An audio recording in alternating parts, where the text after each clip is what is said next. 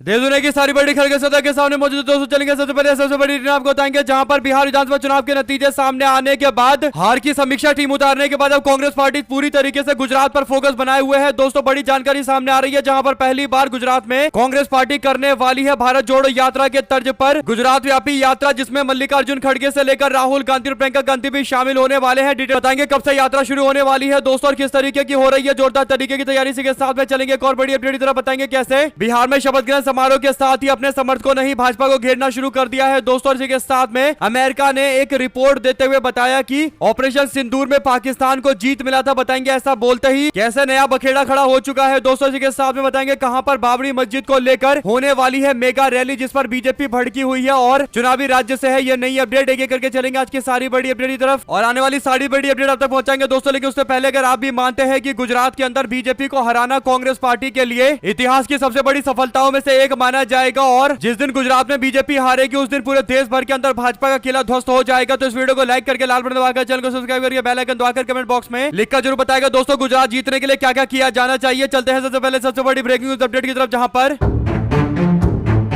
बिहार विधानसभा चुनाव के नतीजे सामने आने के बाद से लगातार समीक्षा की जा रही है दोस्तों। बिहार के मुख्यमंत्री के तौर पर नीतीश कुमार ने शपथ ले लिया है, लेकिन राहुल गांधी या कांग्रेस पार्टी की ओर से नीतीश कुमार को कोई बधाई नहीं दी गई है। बीजेपी नेताओं के मंत्रिमंडल में शामिल होने को लेकर भी कोई बधाई नहीं दी गई है। सरकार गठन को लेकर भी कोई बधाई नहीं दी गई है। इसका सीधा मतलब यह है कि कांग्रेस पार्टी वोट चोरी के मामले को लेकर बीजेपी सरकार के खिलाफ मोर्चा खोले हुए है दोस्तों और 2025 के बिहार चुनाव को मानने को तैयार नहीं है। और इससे एक बात स्पष्ट हो गई है कि कांग्रेस पार्टी समीक्षा बैठक के बाद तमाम तरीके के रिसर्च करने के बाद ही इस पर कोई राय देगी दोस्तों। ऐसे अगर आप भी मानते हैं कि एकदम सही है कि नीतीश कुमार को अभी कोई बधाई कांग्रेस पार्टी ने नहीं दिया है, तो अपनी राय जरूर लिखकर बताएगा। और बिहार को लेकर टीम जांच पड़ताल करेगी कि कहां कहां पर मामला अटक रहा था और इसके बाद असली जो लक्ष्य कांग्रेस पार्टी का है 2027 में दोस्तों वो है गुजरात में बीजेपी को हराना। इसके लिए पूरी तरीके से तैयारी में कांग्रेस पार्टी जुट गई है दोस्तों। जो जानकारी है उसके अनुसार कांग्रेस पार्टी राहुल गांधी के सबसे बड़े अभियान गुजरात में बीजेपी को हराने की मुहिम को आगे बढ़ाते हुए सियासी पारा चढ़ाते हुए एक बड़ा ऐलान कर रही है। कांग्रेस ने राज्य में सत्ता विरोधी लहर को भुनाने के लिए अपनी जमीन को मजबूत करने के लिए 21 नवंबर यानी आज से पूरे गुजरात के अंदर जन आक्रोश यात्रा का आगाज किया है। इस मुहिम में खुद राहुल गांधी, प्रियंका गांधी और मल्लिकार्जुन खड़गे मोर्चा संभालते नजर आएंगे। करीब 2 महीने तक चलने वाले इस यात्रा के जरिए कांग्रेस पार्टी गुजरात की सड़कों पर उतरकर जनता के गुस्से को एक नई आवाज देना चाहती है दोस्तों। ये महाअभियान सफल और व्यवस्थित बनाए रखने के लिए कांग्रेस पार्टी ने पूरे गुजरात के क्षेत्रों को 4 अलग हिस्सों में बांटा है दोस्तों। 4 जोन डिवाइड करके गुजरात में यह यात्रा निकल रही है, हर वोटर तक पहुंचा जा सके इस तरीके से मुहिम शुरू की गई है। और यात्रा की शुरुआत उत्तर जोन के धीमा से होगी, इसका समापन गांधीनगर से होगा। इस पूरी रणनीति को अंतिम रूप देने के लिए दिल्ली के अंदर एक बेहद अहम बैठक हुई। इस बैठक में गुजरात के प्रभारी महासचिव मुकुल वासनिक के साथ साथ सह प्रभारी रामकृष्ण और श्रीनिवास और सुभाषिनी यादव ने हिस्सा लिया दोस्तों। इस बैठक में तय किया गया कि बड़े नेता किन किन क्षेत्रों में हुंकार भरेंगे और कैसे कैसे हर जोन के अंदर जो स्थानीय मुद्दे हैं उनको उठाया जाएगा। सूत्रों की माने तो इस यात्रा के दौरान महंगाई, बेरोजगारी, शिक्षा, स्वास्थ्य जैसे बुनियादी मुद्दों पर बीजेपी की सरकार को घेरा जाएगा दोस्तों। इसके अलावा किसानों की समस्या, आदिवासियों के अधिकार और वोट चोरी जैसे गंभीर विषय को लेकर जोर शोर से मुद्दा आगे बढ़ाया जाएगा। दरअसल दोस्तों बिहार से सबक लेते हुए फैसला लिया गया है कि बिहार में काफी देर से यात्रा शुरू की गई थी, लेकिन इस बार गुजरात के अंदर यह यात्रा बहुत पहले ही शुरू कर दी जाएगी। पहले संगठन का विस्तार हुआ, उसके बाद अब यात्रा करके पूरे संगठन को एकजुट करने के साथ साथ जिला अध्यक्षों के घर पर राहुल गांधी एक एक दिन रुकेंगे दोस्तों, जिससे पार्टी के संगठन के अंदर किस तरीके की हलचलें हैं और संगठन किस तरीके से काम कर रहा है राहुल गांधी पूरी बातें समझेंगे। यानी खुद पर्सनल जिम्मेदारी गुजरात को लेकर राहुल गांधी ने ली है दोस्तों। और ये बहुत बड़ा निर्णय पार्टी की ओर से लिया गया है कि वो यात्रा की शुरुआत करने जा रहे हैं। आज देखते हैं इस यात्रा की शुरुआत में कौन कौन से दिग्गज नेता मौजूद रहेंगे दोस्तों। और बताया जा रहा है कि थराद, दीसा, दंतीवाड़ा और पालनपुर, अंबाजी के साथ साथ खेड़ ब्रह्म और हिम्मतनगर, प्रांतिज और देह ग्राम के साथ साथ गांधीनगर, महसाणा, पाटन, राधनपुर, बेचराजी जैसे शहर प्रखंड इसमें शामिल है दोस्तों, जिससे जिले के ज्यादातर उत्तर और मध्य गुजरात के बड़े हिस्से को कवर किया जाएगा। कुल मिलाकर ये पूरी रणनीति धीरे धीरे करके सबके सामने आने लगी है दोस्तों। ऐसे में अगर आप भी मानते हैं कि गुजरात के अंदर ये यात्रा करना, तत्काल करना बहुत जरूरी था, एकदम सही रास्ते पर कांग्रेस पार्टी निकल रही है, तो अपनी राय जरूर लिखकर बताएगा दोस्तों। ज्यादा से ज्यादा वीडियो को शेयर कीजिएगा ताकि पल पल की पूरी अपडेट आप लोग तो लगातार इससे जुड़ी ऐसे ही पहुंचती रहे दोस्तों। चलते हैं एक और बड़ी अपडेट की तरफ, जहां पर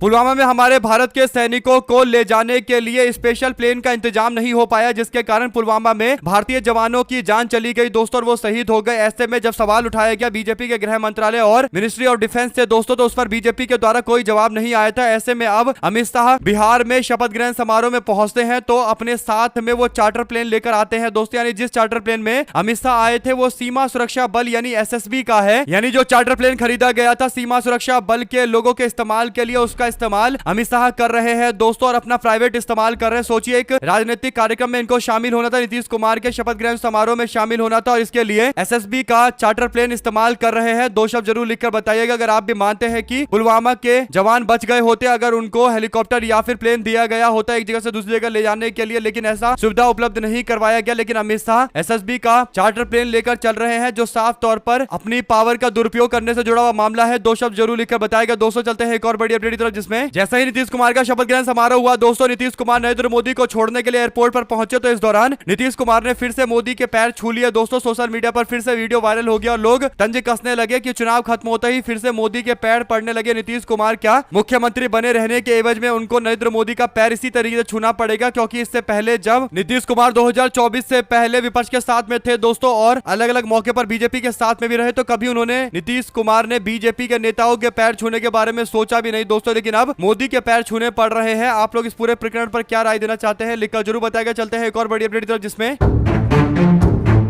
अमेरिकी रिपोर्ट से एक जोरदार तरीके का बम फूटा है दोस्तों। आपको बता दें कि एक अमेरिकी रिपोर्ट में दावा किया गया है कि मई 2025 में भारत और पाकिस्तान के बीच में 4 दिनों की लड़ाई यानी ऑपरेशन सिंदूर में पाकिस्तान को बड़ी सैन्य कामयाबी मिली थी। इस रिपोर्ट में पहलगाम के अटैक को आतंकवादी हमला ना मानकर विद्रोही हमला बताया गया, और 800 पन्ने की इस रिपोर्ट को यूएस के China economic and security review commission यानी यूएससीसी ने जारी किया। कांग्रेस पार्टी के नेता जयराम रमेश ने इस रिपोर्ट का विरोध जताते हुए इस पर सवाल उठाते हुए कहा कि क्या प्रधानमंत्री और विदेश मंत्रालय इस पर अपनी आपत्ति जताएगा, इसका विरोध करेगा? हमारी कूटनीति को ये एक बहुत बड़ा झटका है। रिपोर्ट में जो दावा किया गया है दोस्तों वो काफी ज्यादा गंभीर है। रिपोर्ट में कहा गया है कि पाकिस्तान ने दावा किया है कि उसने कम से कम 6 भारतीय लड़ाकू विमानों को गिराया है, जिससे राफेल जेट की इमेज भी खराब हुई है। और रिपोर्ट में यह भी कहा गया है कि वास्तविक रूप में 3 भारतीय विमानों के गिराए जाने की पुष्टि हुई है। यूएससीसी का कहना है कि चीन ने भारत पाकिस्तान युद्ध का इस्तेमाल अपने आधुनिक हथियार को लाइव वॉर में टेस्ट करने और दुनिया को दिखाने के लिए किया। लड़ाई के बाद दुनिया भर के अंदर चीनी दूतावास ने अपने हथियार की तारीफ की और कहा कि पाकिस्तान ने इसका इस्तेमाल भारतीय लड़ाकू विमान को गिराने के लिए किया। भारत पाकिस्तान संघर्ष के 5 महीने के बाद चीन ने इंडोनेशिया को 75,000 करोड़ रुपए का 42 J-10C फाइटर जेट बेचकर डील को लॉक किया, और इस तरीके से रिपोर्ट के मुताबिक पाकिस्तान ने इस लड़ाई में चीन के हथियार का इस्तेमाल किया और कई सारे उदाहरण दिए गए। कुल मिलाकर दोस्तों ये जो शब्द यूज किया गया है इस रिपोर्ट में कि पाकिस्तान को जीत मिली है, कहीं ना कहीं इस पर अमेरिका के खिलाफ सख्त से सख्त टिप्पणी जारी की जानी चाहिए। अगर आप भी मानते हैं कि बीजेपी सरकार को अब डरना बंद करना चाहिए और मोदी और शाह को देश के लिए मजबूत कदम उठाना चाहिए, जो उम्मीद काफी कम है दोस्तों। आप लोग अगर आप मानते हैं कि कहीं ना कहीं ऑपरेशन सिंदूर को लेकर जिस तरीके से दुनिया भर के अंदर नैरेटिव बना है, दुनिया भर के अंदर लोगों को विश्वास दिलाया गया कि पाकिस्तान की जीत हुई है, कहीं ना कहीं भारत की छवि इससे खराब हुई है, और इसके लिए सीधा जिम्मेदार मोदी और शाह और उनकी पूरी सरकार और पूरा तंत्र है दोस्तों। तो अपनी राय जरूर लिखकर बताइएगा। चलते हैं एक और बड़ी अपडेट की तरफ, जहां पर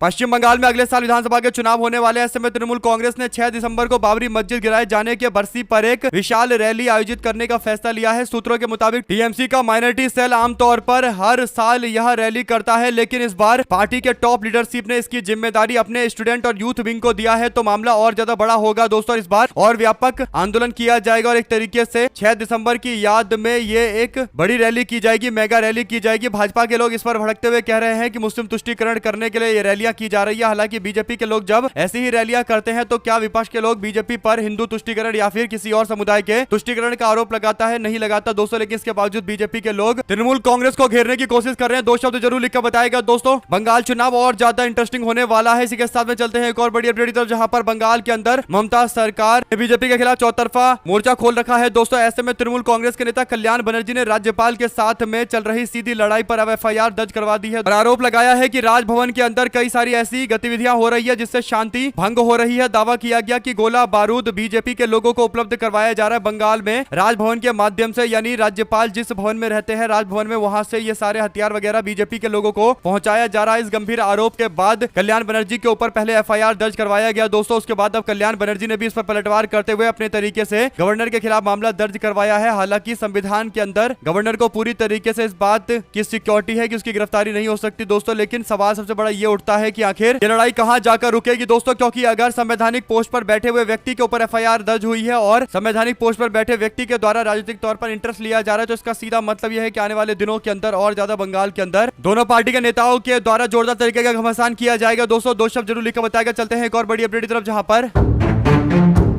राष्ट्रीय स्वयंसेवक संघ के प्रमुख मोहन भागवत ने एक बार फिर से एक ऐसा बयान दिया है दोस्तों जिसे लेकर जोरदार तरीके से सवाल उठने शुरू हो गए हैं। आपको बता दें कि हिंदुत्व की कोई सीमा नहीं होती, इस तरीके का बयान देते हुए कह रहे हैं कि यह समावेशी होता है, इसलिए मुस्लिम और ईसाई लोगों को इस देश के अंदर पूजा करने के तौर तरीके का सभी लोग सम्मान करते हैं, इसीलिए क्योंकि ये हिंदुओं की भूमि है और यहाँ पर सभी लोग हिंदू हैं, तो इस तरीके से सभी अलग अलग वर्गों के लोगों को एक साथ रहने के लिए बोला जा रहा है और सभी लोगों को हिंदू बताने की कोशिश की जा रही है। दोस्तों बार बार इस तरीके का बयान लगातार दिया जा रहा है खड़गे के द्वारा। अगर आप भी मानते हैं कि ये जानबूझकर कहीं ना कहीं बिहार के अंदर लोगों के मन में आपसी भाईचारे को तोड़ने जैसा माहौल बनाने की कोशिश के तहत किया जा रहा है, जिसकी घोर निंदा की जानी चाहिए, तो अपनी राय जरूर लिखकर बताएगा। दोस्तों ज्यादा से ज्यादा वीडियो को शेयर कीजिएगा। चलते हैं एक और बड़ी अपडेट की तरफ, जहां पर दिल्ली जाकर रोने की क्या जरूरत थी, ये बयान दिया है शिंदे गुट के द्वारा। दिल्ली की यात्रा किए जाने के बाद उद्धव ठाकरे गुट ने दोस्तों दरअसल हुआ ये कि महाराष्ट्र के पूर्व मुख्यमंत्री और शिवसेना यूबी के नेता उद्धव ठाकरे ने हालिया माहौल को देखते हुए प्रदेश की राजनीति को लेकर एक तीखी टिप्पणी की है। दोस्तों उन्होंने कहा है कि पहले पैसे की दिक्कत से जूझते विपक्षी सांसद और विधायक शिकायत करते थे, लेकिन आज सत्ता में बैठे नेता भी एक दूसरे की नसें कसने लगे हैं। अखबार में छपी एक खबर में जिक्र किया गया था कि शिंदे कभी भी पलटी मार सकते हैं, जिस पर उन्होंने कहा कि कोई दिल्ली जाकर कर रहा है, बाबा मुझे मारा गया है इसलिए इतनी मजबूरी क्यों, अगर सही में गुरु पहले मिल जाता तो ऐसी हालत ना होती। ठाकरे ने साफ कहा कि बीजेपी शिवसेना एनसीपी की गठबंधन सरकार में अब अंदरूनी झगड़े बढ़ रहे हैं। बिना नाम लिए उन्होंने मुख्यमंत्री एकनाथ शिंदे पर निशाना साधते हुए कहा कि कोई दिल्ली जाकर शिकायत कर रहा है, उससे तंग किया जा रहा है। कुल मिलाकर दोस्तों ये संघर्ष लगातार जारी है और इस पर लगातार अलग ग्रुप के लोगों की प्रतिक्रिया आनी शुरू हो गई है। दोस्तों चलते हैं एक और बड़ी अपडेट की तरफ, जहां पर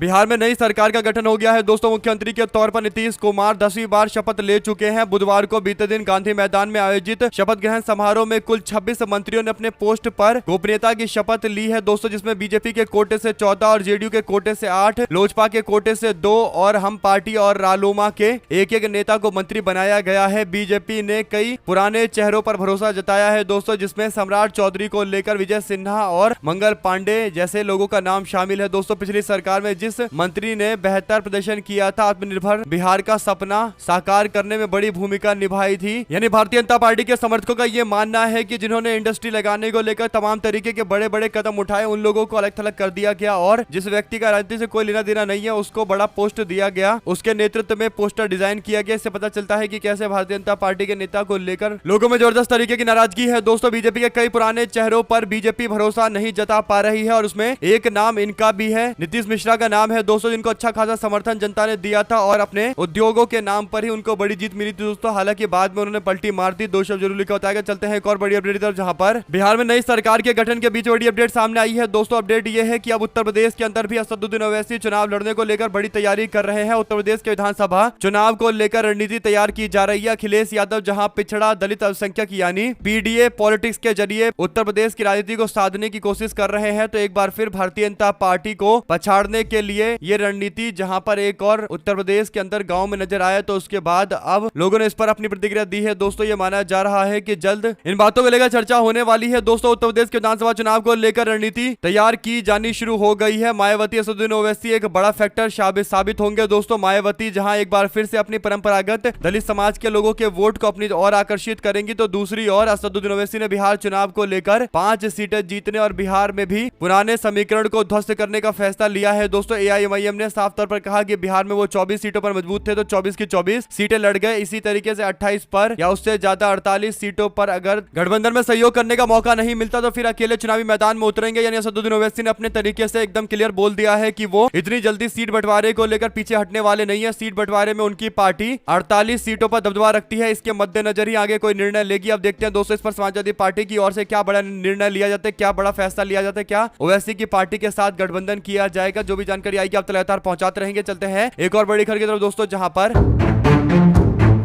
21 नवंबर यानी आज 10 बजे से एक महापंचायत होगी सपोटरा जिला करौली के अंदर दोस्तों। दरअसल डुंगरी बांध विरोधी महापंचायत का आह्वान किया गया है। 76 गांव के जल जंगल आजीविका संस्कृति को बचाने के लिए अधिक से अधिक लोगों को बुलाया जा रहा है। चौधरी राकेश टिकैत भी यहां पर मौजूद रहेंगे दोस्तों। आपको बता दें कि भारतीय किसान यूनियन डुंगरी बांध विरोध महापंचायत में शामिल होने जा रही है। सभी संगठन के लोगों से भारी संख्या में शामिल होने के लिए बोला जा रहा है दोस्तों। अब देखते हैं यहाँ पर किस तरीके का घमासान देखने को मिलेगा। चलते हैं एक और बड़ी अपडेट जहां पर राहुल गांधी के खिलाफ 127 बड़े अधिकारियों की ओर से चिट्ठी लिखा गया था, जैसा बीते दिन दावा किया गया। अब धीरे धीरे करके ये सभी लोग एक्सपोज होते जा रहे हैं कि आखिर ये कौन लोग थे जो राहुल गांधी के खिलाफ उल्टा बोल रहे थे, 127 मामले दर्ज करवा रहे थे। अब इसे लेकर पूरी अपडेट आने लगी है दोस्तों। जो जानकारी है उसके अनुसार राहुल गांधी को जो 127 अधिकारियों ने चिट्ठी लिखकर बोला था कि संस्थानों के खिलाफ राहुल गांधी कुछ ना बोले, और राहुल गांधी अगर किसी संस्थान के खिलाफ कुछ बोलेंगे तो फिर बुरी तरीके से फंस जाएंगे। इसीलिए कोई किसी न किसी तरीके से राहुल गांधी पर दबाव डालने की कोशिश कर रहा है दोस्तों। इसी तरीके से 127 लोगों की ओर से, जो अलग अलग रिटायर्ड अधिकारी से लेकर बड़े बड़े लोग थे दोस्तों, उनकी ओर से राहुल गांधी पर दबाव बनाने की कोशिश की है। लेकिन एक बार फिर से राहुल गांधी ने चुनौती को ठुकराते हुए जिन लोगों के नाम थे दोस्तों उसका पूरी तरीके से खंडन कर दिया। आपको बता दें कि ये पूरी जानकारी इसलिए है क्योंकि भारतीय जनता पार्टी को लगता है कि वो अपने सहयोगियों से, अपने संगी साथियों से राहुल गांधी के ऊपर दबाव बनाने के लिए चिट्ठी जारी करवा देंगे तो इससे राहुल गांधी पलट जाएंगे। लेकिन उनको पता होना चाहिए कि राहुल गांधी के पास इससे ज्यादा बड़ा समर्थन है। बीजेपी वाले कितनी कोशिश कर ले, अगर लेटर लिखवाने की बात आई तो राहुल गांधी से ज्यादा लेटर कोई नहीं लिखवा सकता। तो अपनी राय जरूर लिखकर बताएगा दोस्तों। अगर आप भी मानते हैं कि ये सारे के सारे 3 साल में पूरी तरीके से पलट जाते हैं तो लिखकर जरूर बताएगा। चलते हैं एक और बड़ी अपडेट की तरफ जहां पर एसआईआर उत्तर प्रदेश के अंदर भी चल रहा है दोस्तों। उत्तर प्रदेश में भारतीय जनता पार्टी के नेता सनातन पांडे की ओर से एक बयान दिया गया। बीजेपी का नेता बोलता है कि यूपी में एसआईआर पर की जो विपक्षी है उनका नाम भी कटवाइए एसआईआर से, यानी भारतीय जनता पार्टी के कार्यकर्ताओं से इस तरीके की साजिश रचने के लिए खुलकर बोलता है दोस्तों। इस पर कोई एक्शन भी नहीं हुआ। इससे पता चल रहा है कि कहीं ना कहीं चुनाव आयोग इस मामले पर कन्नी काटने की कोशिश कर रहा है। मामला इतना गंभीर है। ज्यादा से ज्यादा वीडियो को शेयर कीजिएगा दोस्तों। अगर आप भी मानते हैं कि भाजपा के नेता के खिलाफ कार्रवाई की जानी चाहिए, जो इस तरीके का खुला बयान देते हुए दावा कर रहा है कि विपक्ष के लोगों के नाम काटे जाने चाहिए एसआईआर में और कार्यकर्ताओं को एक्टिव कर रहा है, वो ग्राउंड स्तर पर क्या कर रहा होगा नाम कटवाने के लिए, ये भी एक बड़ी बात है। 2 शब्द जरूर लिखकर बताइएगा दोस्तों। चलते हैं एक और बड़ी अपडेट की तरफ जहां पर 127 तथाकथित अधिकारियों की ओर से राहुल गांधी को चिट्ठी लिखा गया था दोस्तों। उसमें एक व्यक्ति था जिसका नाम है संजीव त्रिपाठी। वो आईपीएस अधिकारी थे और रॉ के प्रमुख रहे हैं। 2014 में बीजेपी में शामिल हो गया था और सियासत से लेकर पहलगाम और दिल्ली बम ब्लास्ट लगातार इंटेलिजेंस के फेलियर के कारण हो रहा है। लेकिन राहुल गांधी के खिलाफ इन लोगों को तैयार किया गया, यानी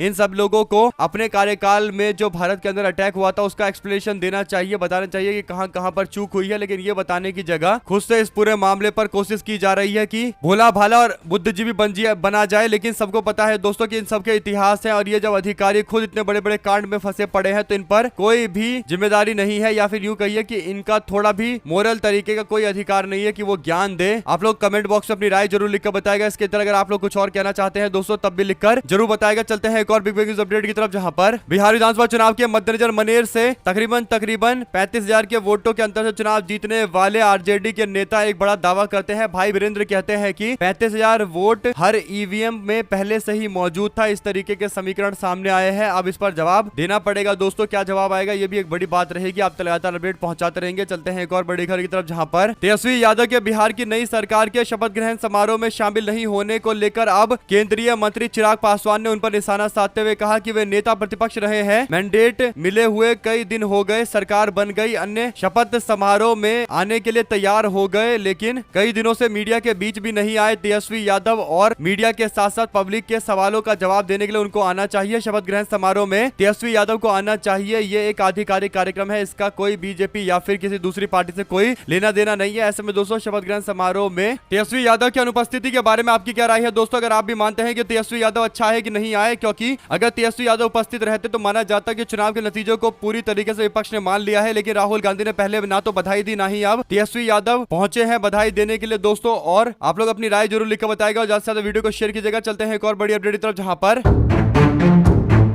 ईडी ने गुरुवार को अनिल अंबानी की रिलायंस ग्रुप यानी मनी लॉन्ड्रिंग मामले की जांच के तहत जो उनकी कंपनी पकड़ी गई है उसमें 1452 करोड़ रुपए से अधिक की संपत्ति को कुर्क किया है दोस्तों। और ईडी की कार्रवाई पर प्रतिक्रिया देते हुए रिलायंस ग्रुप ने कहा कि यह संपत्ति रिलायंस कम्युनिकेशन की है और रिलायंस कम्युनिकेशन 2019 से रिलायंस ग्रुप का हिस्सा नहीं है। ईडी के इस बयान में कहा गया कि एजेंसी ने prevention of money laundering act यानी PMLA के तहत एक आदेश जारी किया, जिसके अंतर्गत मुंबई में धीरू भाई अंबानी नॉलेज हेरिटेज सिटी यानी DAKC और millennium business park Navi Mumbai स्थित कई इमारतों के साथ साथ पुणे, चेन्नई और भुवनेश्वर में स्थित प्लॉट और बिल्डिंग को कुर्क किया गया है। एजेंसी ने बताया कि यह संपत्ति 1452 करोड़ रुपए के मूल की है और रिलायंस कम्युनिकेशन लिमिटेड तथा अन्य कंपनियों से जुड़ी हुई है। कुल मिलाकर दोस्तों इसे लेकर अलग अलग तरीके के दावे चल रहे हैं। एजेंसी ने बताया कि यह संपत्ति 1452 करोड़ रुपए की है और रिलायंस ग्रुप इस बात को मानने को तैयार नहीं है। दोस्तों रिलायंस ग्रुप कह रहा है कि अनिल अंबानी किसी भी तरीके से रिलायंस कम्युनिकेशन से जुड़े हुए नहीं है और उन्होंने 2019 में अपना इस्तीफा दे दिया था, इसलिए रिलायंस कम्युनिकेशन की संपत्ति पर कोई कार्रवाई नहीं की जानी चाहिए। अब देखते हैं मामला कोर्ट तक पहुंचेगा तो कोर्ट की ओर से क्या प्रतिक्रिया सामने आती है। दोस्तों सारी बड़ी अपडेट आप तक लगातार पहुंचाते रहेंगे। इसी के साथ में कर्नाटका के मुख्यमंत्री सिद्धरमैया को लेकर नई जानकारी है। दोस्तों खबर यह है कि सिद्धरमैया ने कहा है कि वो 5 साल पूरा कंप्लीट करेंगे। DK शिव कुमार को लग रहा था कि इसी साल उनको फायदा मिलेगा और उनको मुख्यमंत्री बनने का मौका मिलेगा, लेकिन लग नहीं रहा। दोस्तों जो हालात बन रहे हैं उसके अनुसार सिद्धरमैया ही नेतृत्व संभालेंगे। अब देखते हैं DK शिव कुमार की ओर से क्या कोई बड़ा कदम उठाया जाएगा। साथ साथ दोस्तों रॉबर्ट वाड्रा के खिलाफ ED का एक्शन, पहली बार बनाया आरोपी। ब्लैक मनी केस में नई चार्जशीट दाखिल की गई है और इस बार रॉबर्ट वाड्रा का नाम भी ऐड किया गया है। इस पूरे मामले पर आप क्या प्रतिक्रिया देना चाहते हैं दोस्तों कमेंट बॉक्स में अपनी राय जरूर लिखकर बताइएगा और ज्यादा से ज्यादा वीडियो को शेयर कीजिएगा। दोस्तों उम्मीद है कि आप इसी तरीके से लगातार इंफॉर्मेशन प्राप्त करते रहेंगे, हमारे साथ लगातार बने रहेंगे। अगर आप भी चाहते हैं कि सारी बड़ी आसपास की घटनाओं की राजनीतिक स्थिति अगर आप जानना चाहते हैं तो इस वीडियो को लाइक करके लाल बटन दबाकर चैनल को सब्सक्राइब करके बेल आइकन दबाकर कमेंट बॉक्स में अपनी राय जरूर लिखकर बताएगा। दोस्तों देख रहे थे आपका चैनल जय हिंद जय भारत। ज्यादा से ज्यादा वीडियो शेयर कीजिएगा।